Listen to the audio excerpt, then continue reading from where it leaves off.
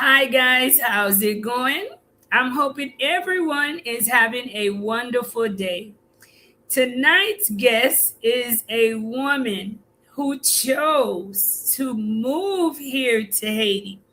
And not only that, to build her life here in Haiti.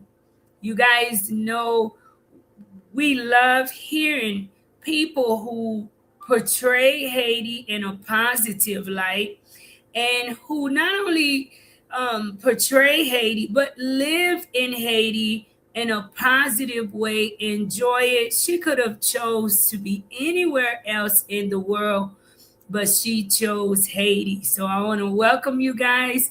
Let me know where you tuned in from as we get the show started. And don't forget to please share with family and friends as we get started. Hello, Estain. How are you? Thank you for tuning in. Please share the live, guys, and welcome our guest to the show. It is her first time being here, and if you would like to follow our guest, you can also find her on TikTok, guys. I'll let her share more about herself. But let's go ahead and bring our guest on to the show. How are you? I'm good. How are you? I am doing good. Once again, thank you for accepting my invitation to come on to the show. I want to thank you so much for accepting. Yeah, I'm excited to be here. Awesome. People on Life in Haiti do not know who you are.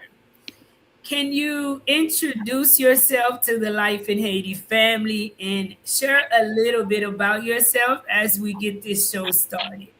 Yeah, so my name's Angelica, and I first came to Haiti in 2016 on a 1 week trip, just like a lot of other Americans that either lived in Haiti or currently still live here. And after going back and forth for 2 years, I moved full time in August of 2018. So I'm coming up on 8 years full time in Haiti. And this May is 10 years since the first time that I stepped foot in Haiti. We started a nonprofit in 2022 in October. And yeah, we're just kind of doing a bunch of things with women. And I'll let you ask me questions so that I don't just keep talking. Feel free, you can speak. Where did your journey begin? Because I follow you on TikTok and I see all of this wonderful stuff you're always sharing when it comes to Haiti. That's what grabbed my attention. I needed to follow you a little bit more to see maybe she's here visiting, but then the more I followed, I realized, hey, Angelica lives here. So tell us a little bit about your journey. What brought you to Haiti to begin with? Yeah, so in 2016, I came on a 1 week trip, and the whole reason why I came is because I had just graduated college. I went to college to be a teacher. I graduated, and my parents asked me what I wanted for a graduation gift. And at that point, I'd been sponsoring a little boy that lived in Haiti through like just an organization's school sponsorship, and I told them that I wanted to go to Haiti to visit. So I did that in May of 2016, and just for a week, and came and did what a lot of other people do on, mission trips, and saw a bunch of places in Port-au-Prince. This is before things got, as bad as they are right now. Mhm. And then went back to the U.S. and thought I was going to apply just to get a teaching job. Like I was fresh out of college. I was supposed to get a teaching job for that August. And I came back and told my parents that I was going to take a year off and just substitute teach and pick up a bunch of jobs so that I could come back to Haiti. So in November of that same year, I came back to Haiti for 3 months for the 90-day visa allowance that you're legally supposed to have. And I helped do a little bit of work in an orphanage. I was very naive at the time, and I didn't know a ton of stuff that I do now. Mm. So I just helped them get a school up and going. Mhm. Um, yeah, so that's how I got here. So, just from that little bit of work, when did you decide that, what grabbed your heart? Because a lot of times, Angelica, when it comes to Haiti, people will visit, but then they are ready to go. Yeah, They're ready to leave. This it's an experience for them, yep. but very few actually keep coming and coming and coming, especially when it comes with doing charity. What kept you drawn back to Haiti? Yeah, I really think it was the people. I know like that's such a cliche thing to say, but I had just met a lot of really good people. And just like throughout the way, like they just kind of helped me be able to live here longer term and longer term. I actually met a Haitian friend that told me about Quisqueya Christian School because he knew I had such a heart for the country and knew that if I could, I would move back full time. And I ended up getting a job there in August of 2018, which allowed me to move full time financially at the time. But I think it was just like the relationships that I was building and what I was able to do here. I was here for about 3 years before I like officially got into the nonprofit world. Um, but yeah, I think it was just the connections that I was making and seeing that, this is around the time where I didn't know Haiti before I came to Haiti. I had no idea Haiti existed. So I don't know what that tells you about the American education system, but Hmm. I had heard about the Dominican Republic and Punta Cana and places like that. Um, but when I had started sponsoring that little boy, I didn't even know where Haiti was, let alone that it was so close to the south of Florida. So I think the more that I had just come back and forth and back and forth and the relationships that I was starting to build, I realized that I wanted to be here longer than just, a week here, 2 weeks there. Um, yeah. Does that answer your question? Yes. So the little boy that you sponsored, I mean, are you a part of his life, and are you still active in his life? How is that? Yeah, so the organization was a very small one, and it kind of has traded directors a lot. But I'm still in contact with the Haitians that work with him, and still Mhm. get to keep up and see what he's doing. He's getting very big. He's like in his preteens right now, and I started sponsoring him when he was like 4. Wow. Um, so yeah, still around. I definitely don't get to see him just because he's in Port-au-Prince, and I've moved to like the outskirts of Port-au-Prince. But yeah, still keep up that relationship. Awesome. So I'm gathering that you are in a on the countryside where you get to really, really enjoy Haiti. What do you enjoy the most about living in Haiti? I think the like beauty. Like the country has so much just natural beauty. And I think one of the reasons why it's honestly still as beautiful as it is because it's not filled with a lot of tourism and a lot of people that are visiting. Like it's very untouched natural beauty. There's a beautiful waterfall that's like 40 minutes away from my house. And there's not, in the US or in other countries, when you have a beautiful natural attraction, it gets filled up with people and they put ropes everywhere and everything like that. But Haiti just has so much naturally untouched beauty just because the tourism industry isn't that big here. It's getting bigger in Cap Haitian, but where I am, nobody's coming to visit.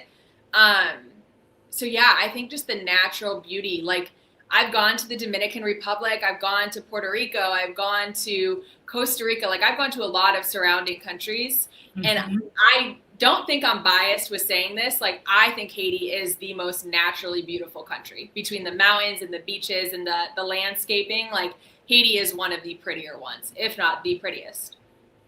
Awesome. Let me ask you, you've been to different parts of Haiti too. One second, Angelica. You guys, thank you for tuning in.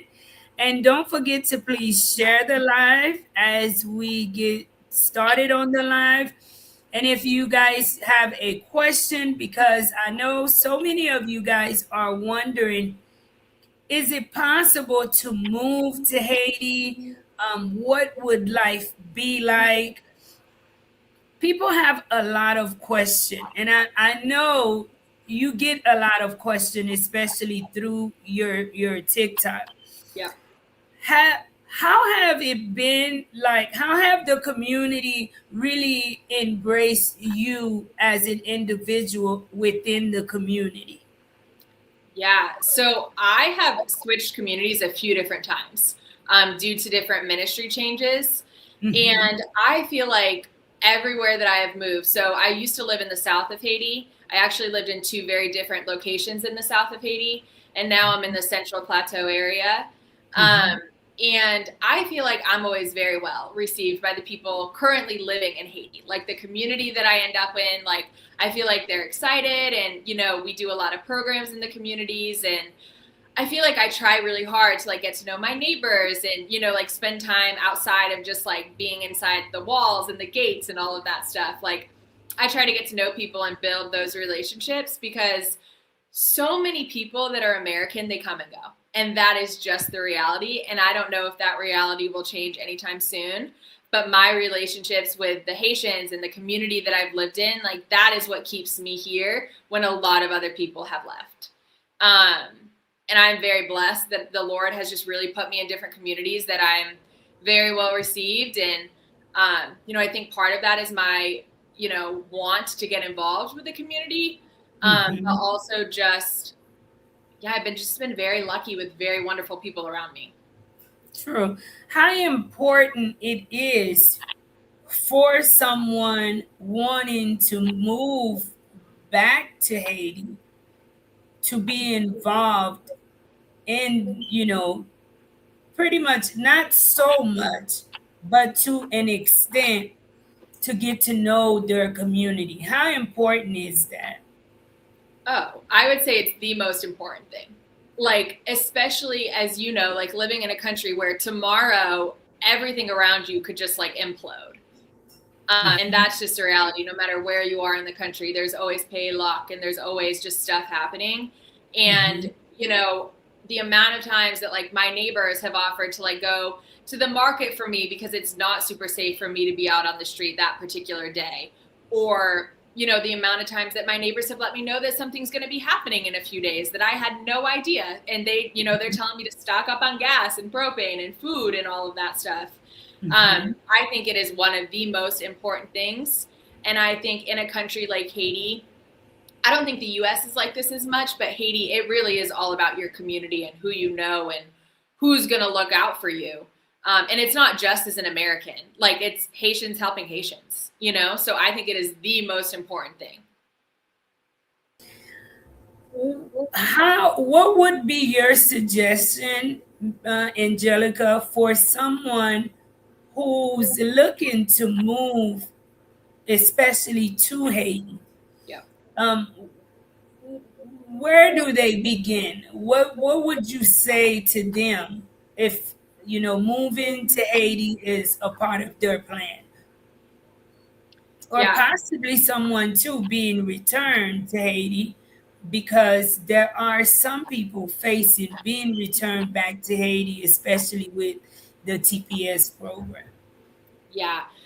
I would say if you're able and if you're able to keep a job like this, I would highly recommend getting an online job. I think it's the easiest way to sustain yourself in Haiti. I think it's guaranteed income.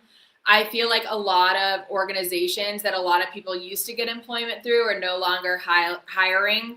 If anything, they're laying off because of different problems with fundraising and different things, especially given the state of, America's economy, the US's economy.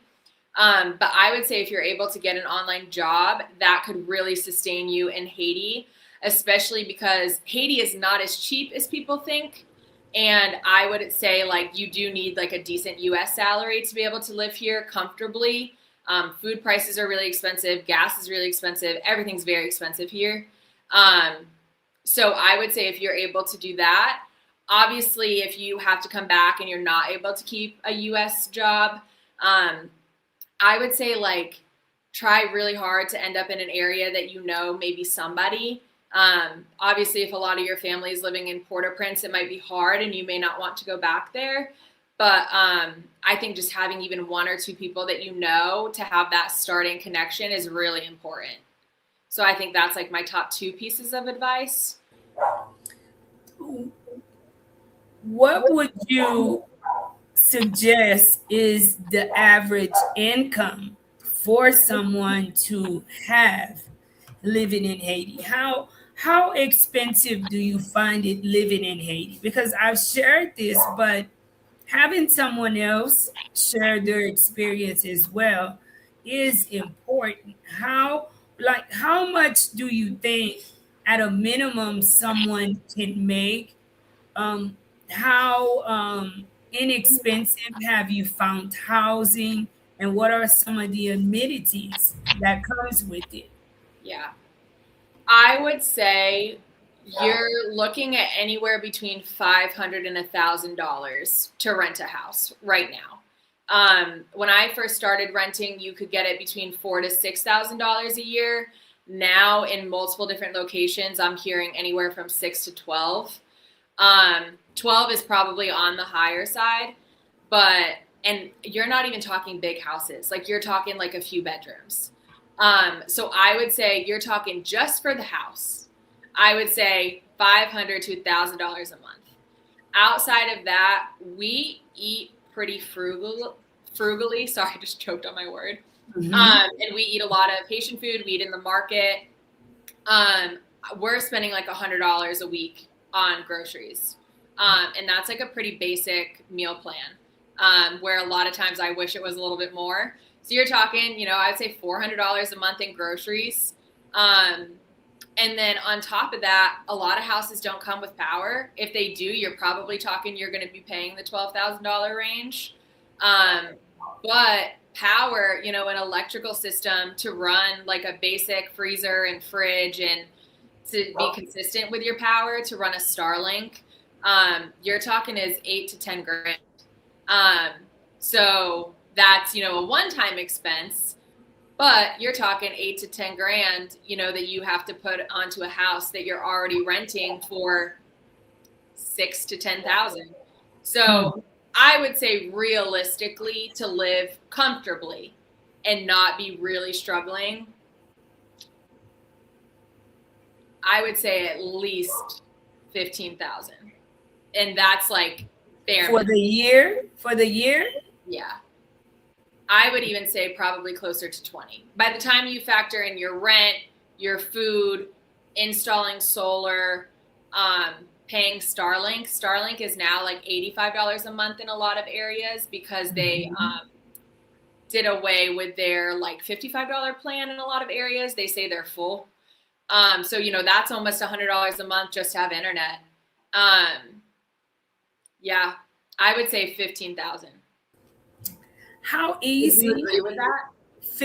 15, I would say a little bit more, because Yeah. imagine if you're renting, Angelica, for 50, let's say between 6 to 12. Yeah. Let's say if you end up at 10, Yeah. and if you have to put in your own electricity system, a decent system, especially to run a Starlink standard kit, it takes electricity, right? Yeah. Oh, yeah. It pulls a lot. A lot of electricity. Yeah. So you would need electricity that's minimum about 5,000. What do you say?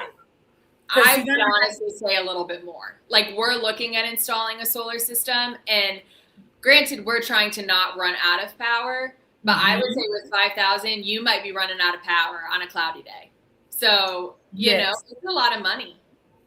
That there is already at 15,000. Yes, I would say 15,000 a year after you put in your solar. That's what I would say. After you get stable, right? Yeah. To make a move, yeah, it's expensive. The initial move. Now, there's So hold on. There's a few things, right, that people wonder about. Yeah. How easy do you find it, Angelica, to purchase property here? Have you had family or friends? I mean, to purchase something. How easy have that been for you? Yeah. I've gotten a lot of backlash on that on TikTok. Um, but I had a friend in this area because I relocated. So I didn't know many people in this area that I bought land and made the move to. Mhm. Um, Mostly because in the South, and I'm not going to speak for the entire South, but in the South where I was located, there's a lot of land wars. Um, like literally, like you hear probably at least once a month of somebody getting shot because they bought a piece of land that somebody else actually owed. And one of the reasons why I was drawn to this area is because it's not like that here, is what I've been told. So I think it varies area to area for sure. But making sure that you know somebody that you trust somewhere in the general area that can make sure that you're not buying land that basically has false paperwork. Um, was a huge thing for me, especially being American. Like, I know that I would lose.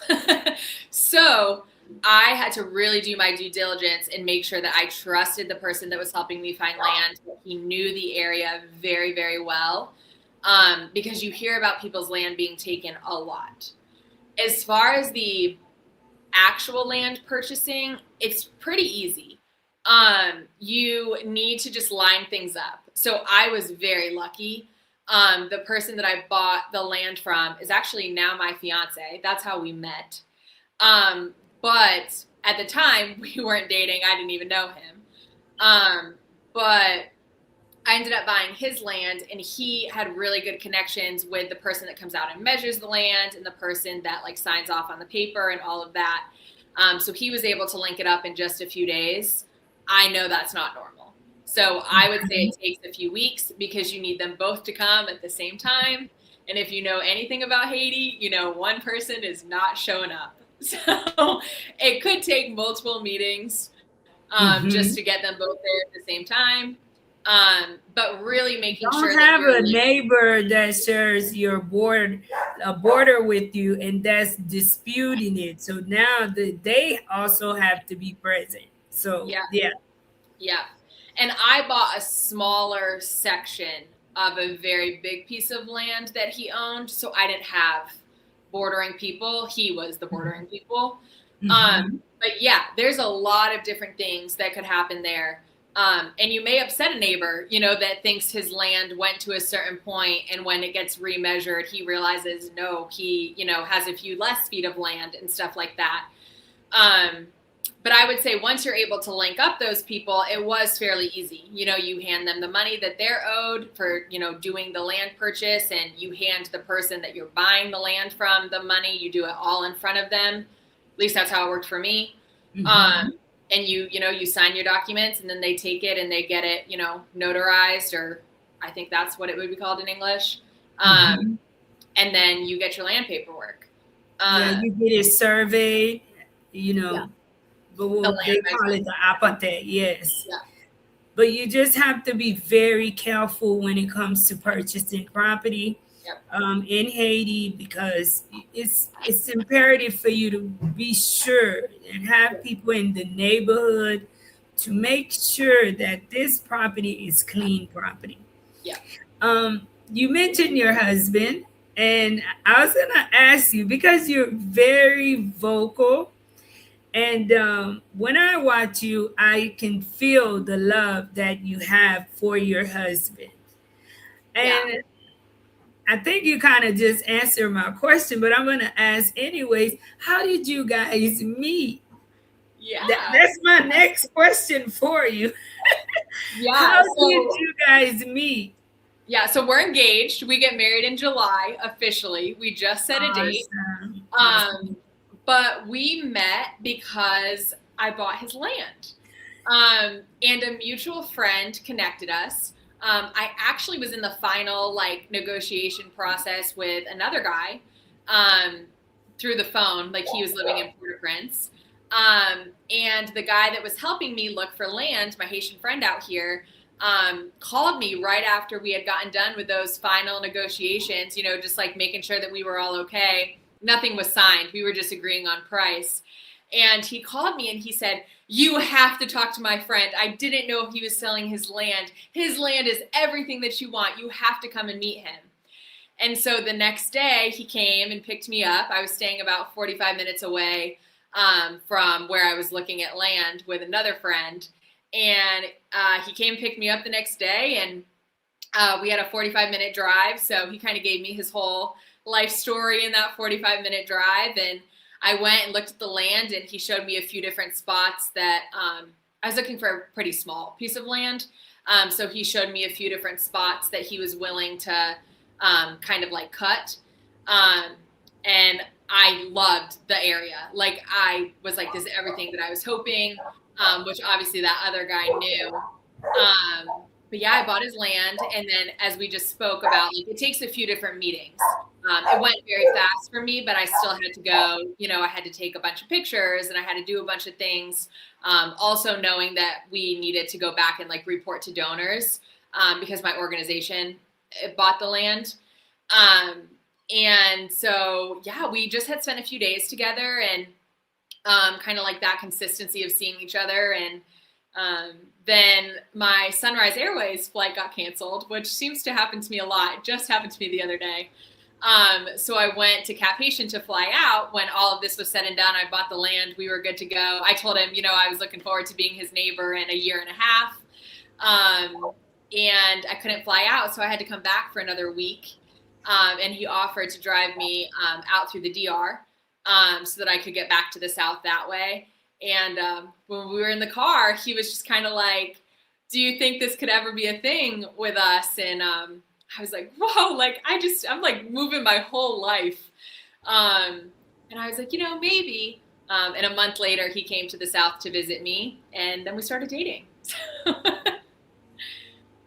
So, you were already going to move to Haiti all by yourself way before him?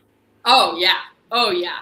I moved very single. Like I did not move for any guy. I did not date for a long time in Haiti. I was just really, I knew that I wanted to be here.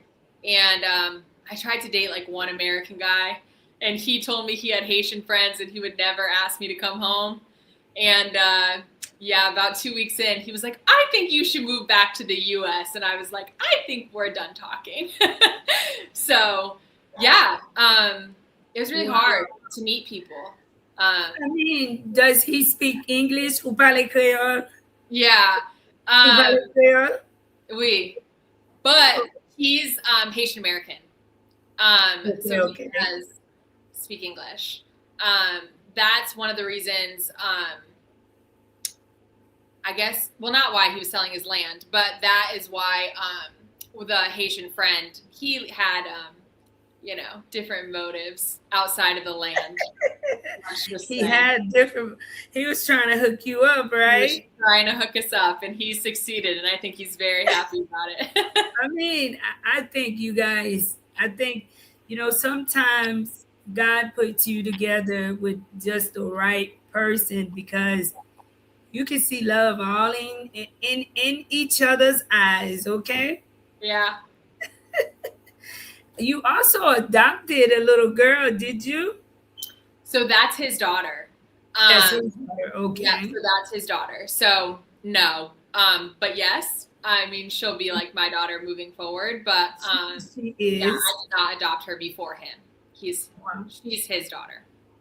So something that I am very passionate about here, and thank you guys so much for tuning in. Don't forget to please share the live. Let me give a shout out to Raphael Lagunti. Thank you so much for the $5 super chat. My two lovely and beautiful sisters. How are you doing? Tell her I say thank you for everything she is doing for us. I adore her. I love her. You got a fan here too, Angelica. Thank you. Thank you. I love your country. Yes, someone who follows you on TikTok. Well, if somebody would like to follow you on TikTok, where would they find you? Yes, let me pull up. I think it's Angelica's. Let me pull it up real quick. Mm-hmm. I've changed the name like 3 times. It's Okay. Angelica.it adventure. Okay. So yeah, you can follow me there. Follow her there, guys, and she gives you an adventure. How do you find time to post as busy as you are? I just try to post like what I'm doing. So a lot of it's just stuff that I'm already doing, but I only recently started posting. Um, I really didn't know much about posting on TikTok. I just would go and scroll other people's TikToks. But one day I was like, man, I do some really cool stuff here. And I think it's just fun to share it. And then I started getting a few more followers, and they, either started asking questions that I would respond to, or wanting to see different things. So I try to reply back as much as I can. Awesome. Can please excuse me, charge it to my the tongue and not my heart. I want to do that sometimes as American of Haitian descent, but I don't like the political instability. I'm not scared of insecurity though. What would you say to people that their only point of view, Angelica, of Haiti is what is said on the news? What would you say to them who are watching us from Haiti? Yeah, I would say it's not what it looks like on the news. And that's something that I literally have right in my bio on TikTok, is that I'm sharing the side of Haiti that the news doesn't show you. You just had that interview, the CNN interview, and they showed you Port-au-Prince. And that is what Port-au-Prince is like, and that is what Port-au-Prince looks like. But Haiti is not Port-au-Prince. Like, Haiti's a very small country, but there's a lot of other areas to Haiti.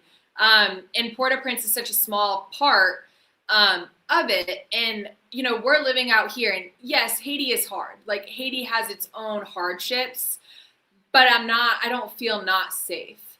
And I think there's a lot of people that are living in Cap Haitian and Jacmel and Lacaille and, different areas that would say the exact same thing, that Haiti is hard in different ways. It's hard to travel. You can't always travel on all of the roads that you wish you could to get to Port-au-Prince and get supplies. And, Haiti's very centralized and everything goes through Port-au-Prince, unfortunately. But I would say, as far as day to day, I feel very safe out here. We know that could change. But right now, I'm assuming where you are living currently, you also feel very safe. Yes, I do.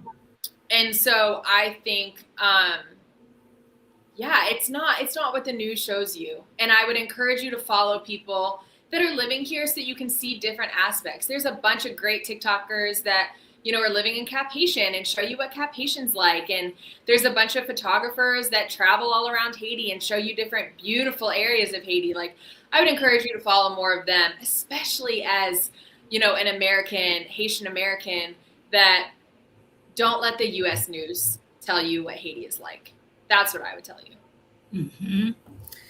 Someone asked daily that Angelica, is the work you do in partnership with the Haitian government, or is it standalone mission for an organization looking to establish themselves in Haiti? What are some important things or initial steps they should follow?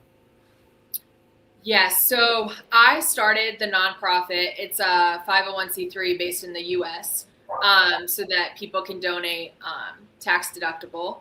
And I started that in October 2022. And I started it because I had worked for a few other nonprofits in the South where I was living. And I had noticed a big disconnect with women being able to go to a lot of the community programs. And a lot of it is just because it didn't fit into their schedule. the programs were scheduled, in the afternoons when a lot of Haitian women are, cooking and having to do things with the kids. And they just weren't accessible to them. And I really wanted to start something that was catered around to women and allowing them to come to different programs that fit their schedule. And maybe it doesn't look like weekly because Haitian women carry a lot on their plate. So maybe it looks like monthly programs that they're able to attend. So it's a standalone mission. I started it in the US technically. We recently were able to get not recently, maybe like 2 years ago, we were able to get our patent. And because there's no actual president, you can't get much further than that right now. And being a Haitian organization, you have to wait until a president can sign off.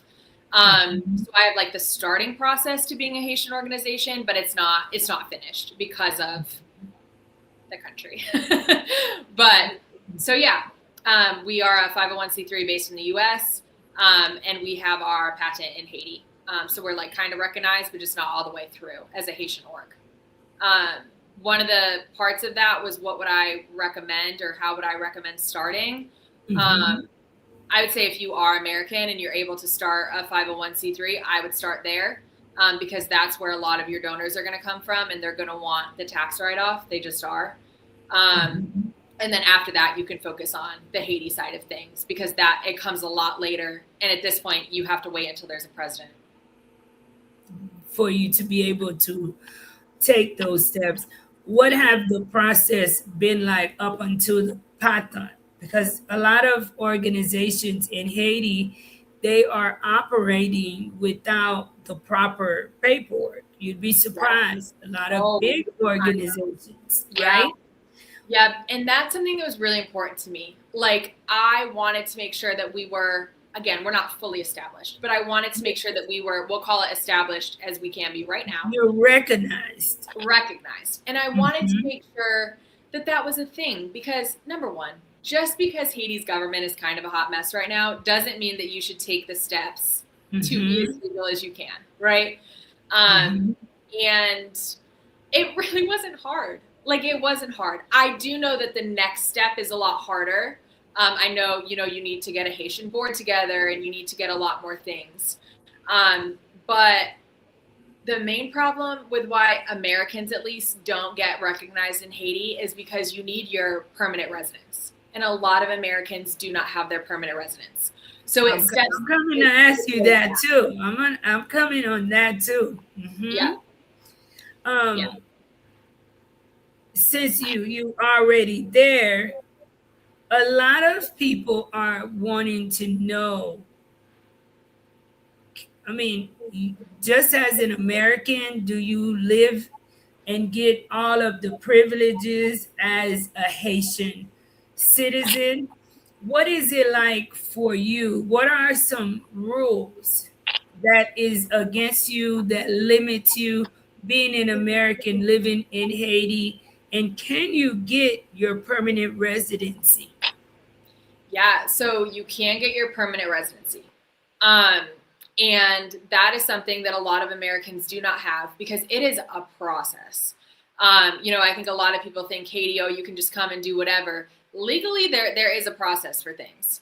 And it was really important to me. I knew that if I ever wanted to adopt here, I would need to have it for at least 5 years. So I got it like 3 months into living here in 2018.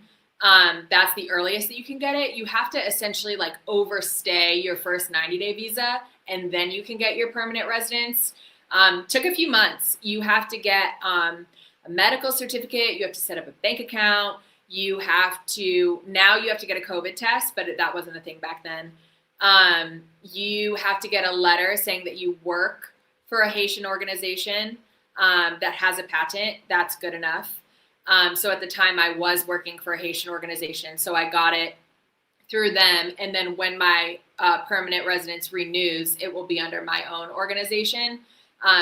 The book renews every 5 years, but every year you need to go and get a stamp on the book and you have to pay. But you get an entire new book. It's like a passport looking thing.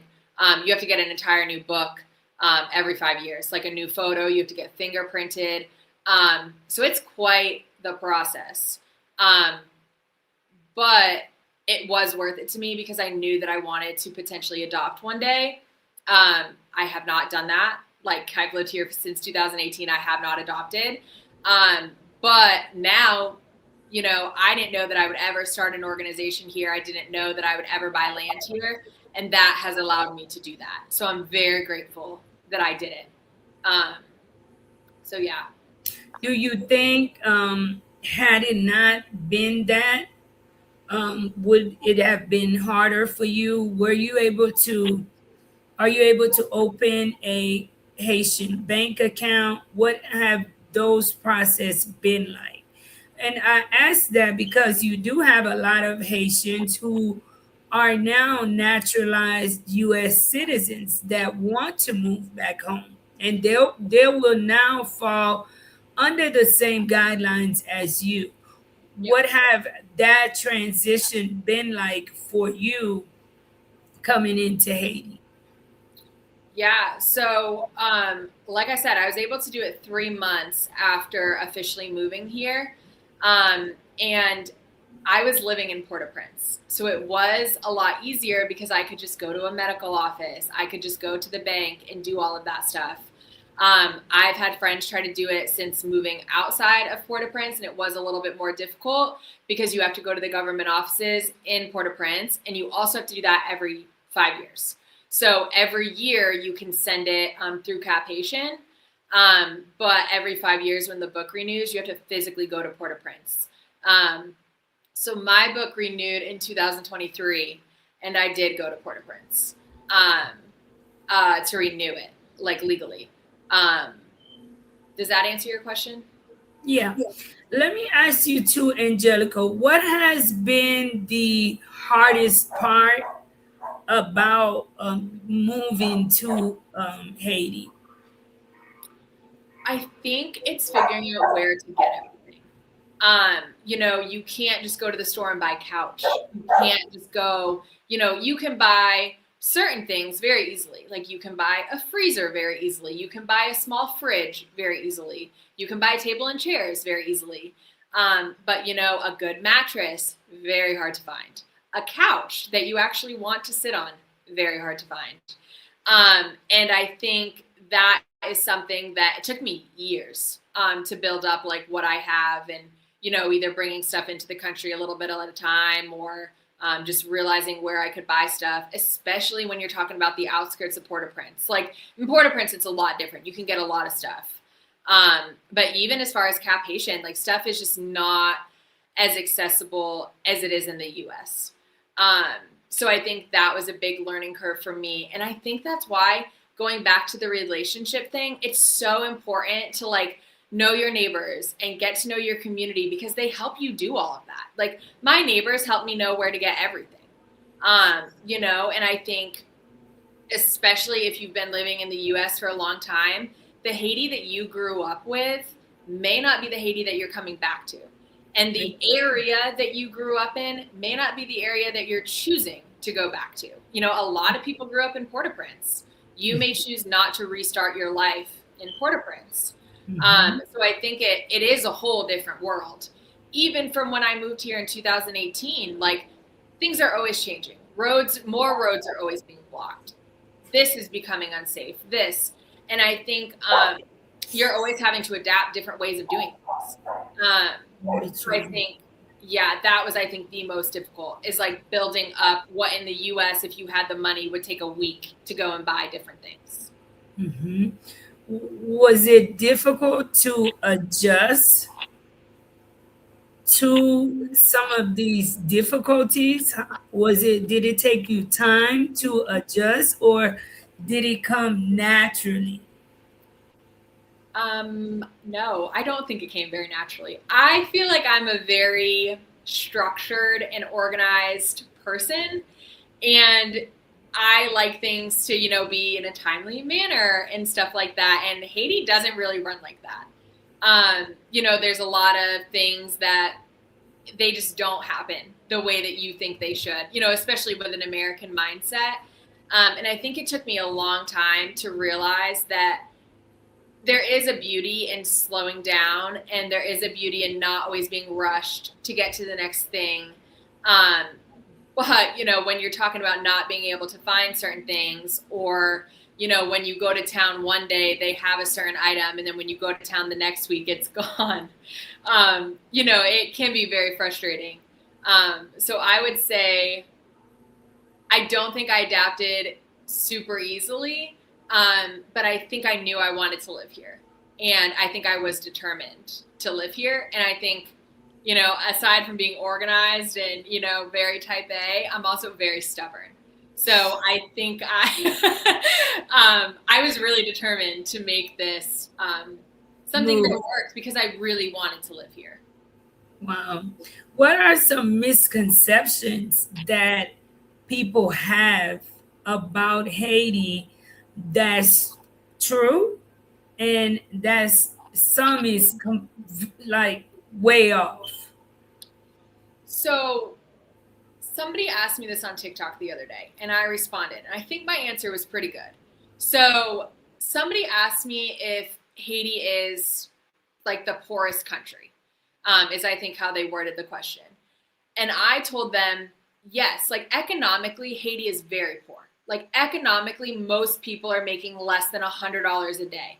And we just discussed earlier how much we think you need to live in this country to just get by, to live, not even super, lavish. It's not $100 a month. It's like 10 to 12 times that. So I would say, yes, Haiti is poor economically, but I would say as far as like, what do you consider poor? Like people here, like economically, yeah, people here don't have a lot. They do not. But I've also seen people give like literally the shirt off their back for their neighbor. Somebody that doesn't have $5 to feed their family the next day will give it to their friends so that they can go get medicine for their sick daughter. And that to me is like a different type of rich, like, no, they don't have a lot of money. They don't. The average Haitian does not. But man, do they look out for their neighbors, and like that is something that I think in America we used to do. I do. Like I think my grandparents' generation, they used to look out for people. And I think now people don't even know their neighbors. Like they really don't. Maybe in some communities, I can't speak for everyone, but in a lot of neighborhoods, you don't even know your neighbor's name. And in Haiti, you know your neighbor's name, and you make sure that they're fed, and you make sure that they're taken care of. You have a sense of family in Haiti. Yeah. And that is something that I love, about living in Haiti. You kind of feel like you always have someone that's looking out for you. You see how if you were to get sick, recently I had gotten sick and I was sick for like a month and a half. And it was overwhelming the Yeah. amount of love that I received from like everyone. And I was like, sometimes I would joke, I'm like, I'm not about to die yet. Like, Yeah. but people were coming and they were sharing natural remedies and just bringing different plants and Please. Yep. fed this out, it says and and it was like they made you know that if something was to happen to me, that Yep. I'd be missed, and it's like in the United States, I don't think people have time for that. They don't. Do They don't. you think, people ask me all the time, Angelica, do you want to go back to the US? And people expect for you to want to run back to the United States. But do you feel like Haiti offers a sense of peace that the United States don't? Am I the only one that feel that way? Have you experienced that? Yeah, and I think it's interesting because so when I was single, I got that a lot. Like when are you going to move home? When are you going to start your life? When are you going to get married? When are you going to have kids? You're 30. I was 31 when I met my fiance. So I was like not 20 anymore. And I come from a pretty big Greek family, and they were like, you got to get married. Um, and now, being engaged, and he's also American and his daughter can travel. Like, we are in a very interesting situation because we can still all travel, and we collectively get that question a lot. Like, oh, like, you're going to move back to the US. And my fiance is adamant about never doing that. But we've talked, like, if things get really bad here, like, are we going back to the US? And we both said we try to go to a different country before, just because we feel like the quality of life is better, which is interesting because Haiti has a lot of stress. It does. But I think when you look at what really matters in life, Haiti has that covered. Like, they take care of their neighbors, they take care of their friends, they take care of their family. One of my friends had a baby in Haiti, and then she just had her second baby in Canada, and she was very nervous about going through postpartum in Canada because she felt like she was so taken care of in Haiti with her Haitian husband's family and with her, community friends and stuff like that. And she said she was really nervous because that's just not how they show up for people where she's from. So I do think that at the end of the day, like, yeah, could my bank account be a lot bigger if I moved back to the US? Sure. Could I live in a much, better maybe situation as far as what I'm able to get at the grocery store or things like that? Sure. But I think, like, the life that I want to raise my kids in and, like, the quality of life that I want to be able to give my kids, it's here. So. Haiti, right? Let's go into the audience. Haitian Warrior King, thank you for tuning in. Manila, thank you for tuning in. Welcome to Haiti. I can't wait to see your beautiful mixed kids with your husband. I'm sure you'll share in that time, right? Sherry Hugh, thank you so much for the $4.99 super chat. Thank you so much. Yeah, I overstay my visa. If I overstay my visa, they can still deport me, even as an American of Haitian descent, unless I claim Haitian citizenship by descent at an embassy consulate. Miss Angelica, my father is from Port-au-Prince, and he said that his hometown where he grew up is desolated. Saw trees growing in roads. It's sad. Miss Angelica, please do not give up your American citizenship, whatever you're doing in Haiti. From Miss Marie, underdeveloped as in not industrialized. Remember, right? I remember visiting Haiti for my first time in 2012, and it was a culture shock because the neighborhoods knew each other, and many of our neighbors were extended family due to the local system. No, that's very, very true. How was your experience with building here in Haiti? Oh, it was way more expensive than what I thought. The budget that we thought it was going to be, it's quite a bit over that. But we started building at a time where the roads were open between my area and Mirabale. And shortly after I bought land, those roads closed. So it made everything a lot more expensive. I would say, as far as being able to get stuff, it hasn't been terrible, but it's way more expensive than what we thought. And I think it would be a lot more expensive than what, for sure, the average American thinks, but I think it's probably more expensive to build than most, like, Haitians think, if they're not currently living here. The cost has gone up a ton. My fiance built a very big guest house, and it cost less than what our not very big house is costing. So, and he did that 10 years ago, I think, maybe a little bit less. But stuff has gone up like triple. So it's definitely more expensive. My fiance is the contractor of the house as well. I really lucked out with this man. He's You also looked building. out big. Uh-huh. Yeah. So yeah. But I feel like it hasn't been terrible. We raised the money for the house, so that took a little bit of time. Um, but we, yeah, I feel like he's been able to lead the crew, and he actually does it as part of like his own ministry. He doesn't have like an actual ministry, but Mm-hmm. he feels like the Lord has really called him to help people in his community because he's been, very blessed in his life. And he always told the Lord if he was able to go to the U.S. and come back, or if he was able to go to the U.S. that he would come back, and he did.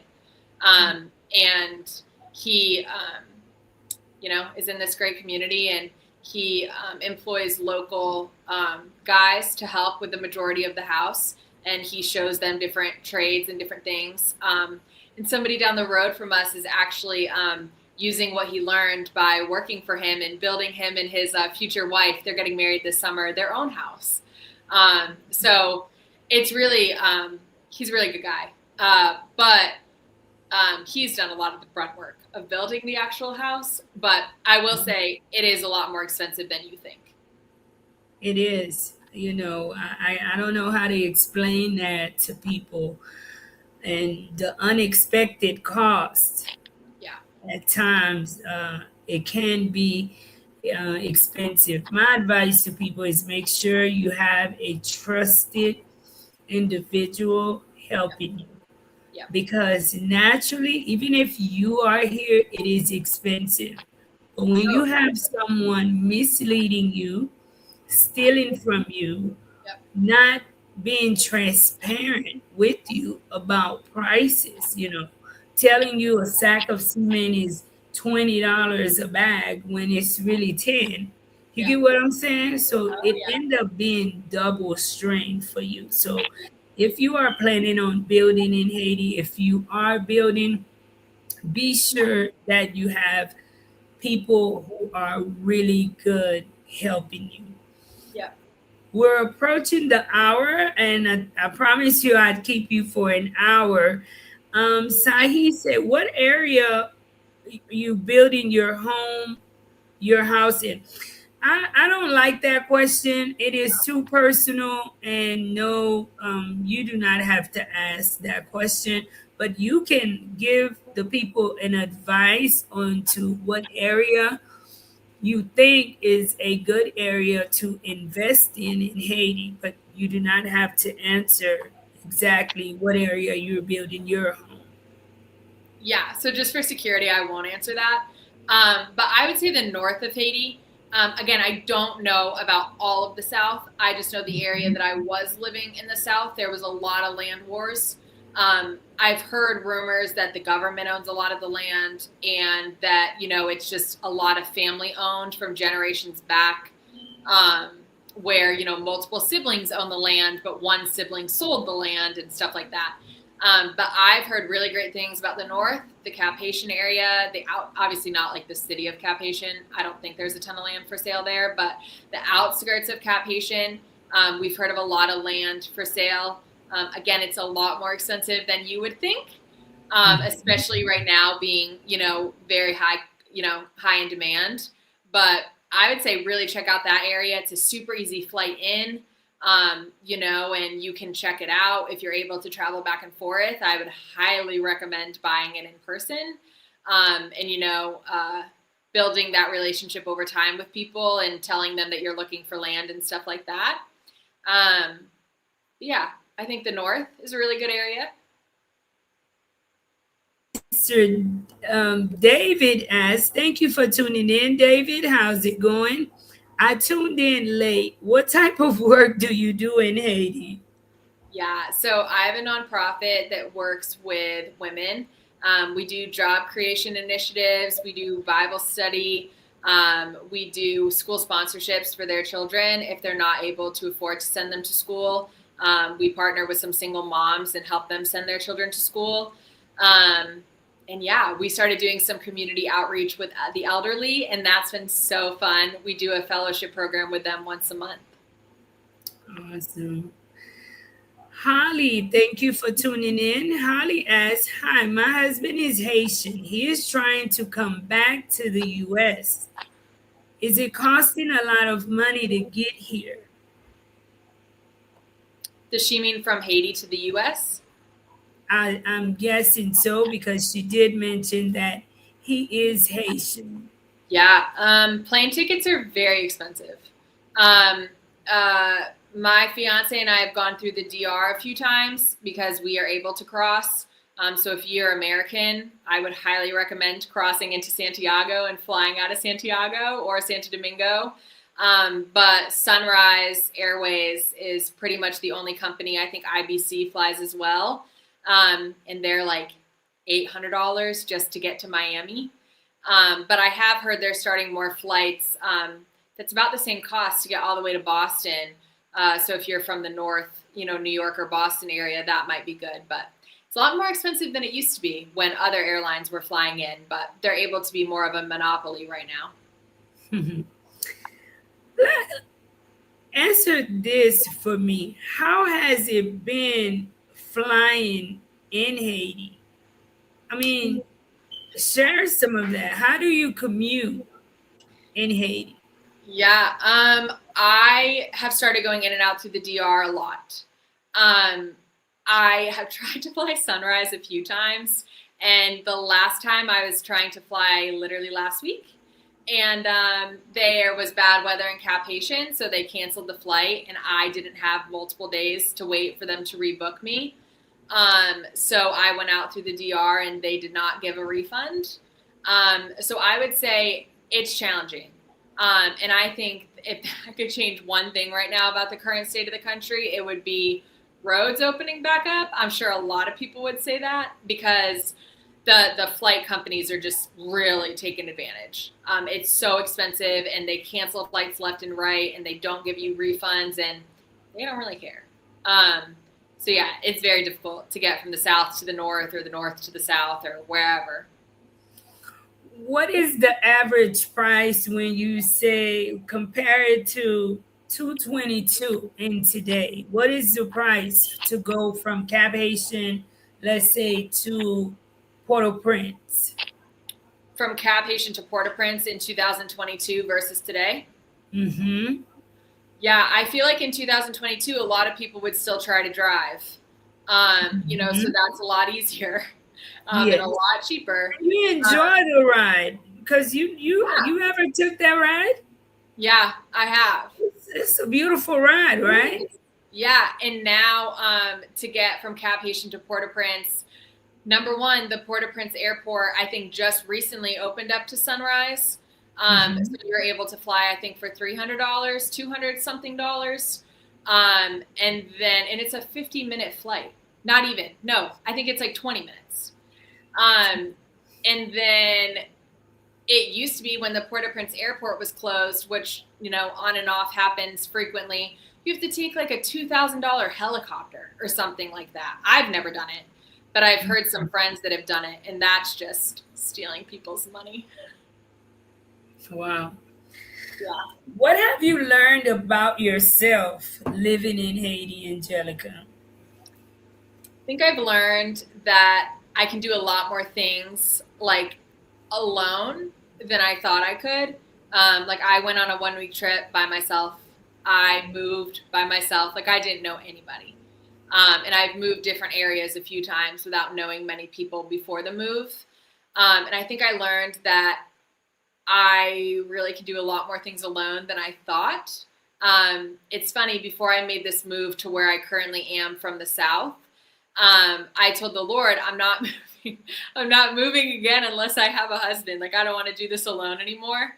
And then I ended up doing it one more time, and then I found my husband. So I'm glad I did it alone again. But I think I've also learned that because I have been single and because I, have done more things alone, um, the amount of people that have really stepped up in my life to help, like the amount of people, I said earlier that have offered to just help me do things and, fix things for me and things like that has been, I really feel like I'm part of the community, and I think that's really special, especially as an American. You know, I think I don't have to be as accepted as I am. But I think it's funny, some of the TikTok comments make it sound like I shouldn't be in Haiti, but like the community around me that's here is very glad that I'm here. So, yeah, I think I've learned a lot. I've kept you here for over an hour. What are some last words that you would like to share with anyone, who's watching, who have a fear about living in Haiti, who's so stressed, but they really, really want to come back? See, you have a lot of people in the diaspora community. They do want to come back home. Yeah. You have a lot of even people who are not Haitian, who are drawn to Haiti, who would Yep. like to move to Haiti, Yep. but they're so stuck on simply what the media shows about Haiti. They're not stopping to watch Angelica on TikTok, Dorothy on TikTok, Marie on YouTube, or either on TikTok. You have that boy Lens, you have Haitian friends, you have so many, right? I can't name all of them. That is doing everything to portray Haiti in a different light and to show, hey, there is life in Haiti. I don't wake up to a war zone every day. I Right. mean, I live. What is your last words to share with people who are tuned in that wants to come to Haiti? I would say just that it is not what you see on the news. It's just not. And I would really encourage you to follow all of those people that she just listed. I follow so many of them, and I'm able to see different areas of Haiti that I've never been before or that I can't currently get to super easily. But it is not what you see on the news. That's a very small portion of the country. And I would say if that's where you're getting your news, you need to start following other people and try to get more of your news that way, because it is not as scary as the news makes it sound. The news makes it sound like we all are living in a war zone, and we've been on this call for an hour and 7 minutes and you haven't heard any gunshots behind me. So it's not the entire country. Definitely. It was a pleasure to have you on, Angelica. Yes, And, thanks for definitely you're welcome here anytime. And if you ever would like my presence on TikTok, just let me know. You Yes. have a blessed one. And I just want to say thank you, continue. And I'm wishing you the best on your side in Haiti. And I know you're in good hands, so I don't have to worry about you. Thank you. Thank you so much. Thank you, Angelica. We'll talk soon. Okay. Bye. Bye. Bye bye. Thank you guys so much for tuning in. Tonight is a reminder that Haiti is not simply what the headline shows. You have real people, family. There is love as well in Haiti. Don't listen to simply what the media have to say about Haiti, guys. People are living in Haiti. Does Haiti come with the difficulties? Yes, it does. The price of living in Haiti, I would be misleading you if I didn't say how expensive it can be moving to Haiti. But once you get yourself settled, you can find you a piece of property and stability.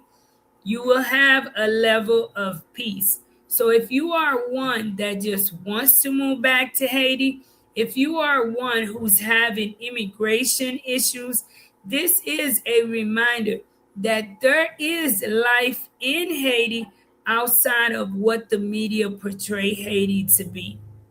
I thank you guys so much for tuning in tonight. Don't forget to hit the like button. Please share with family and friends.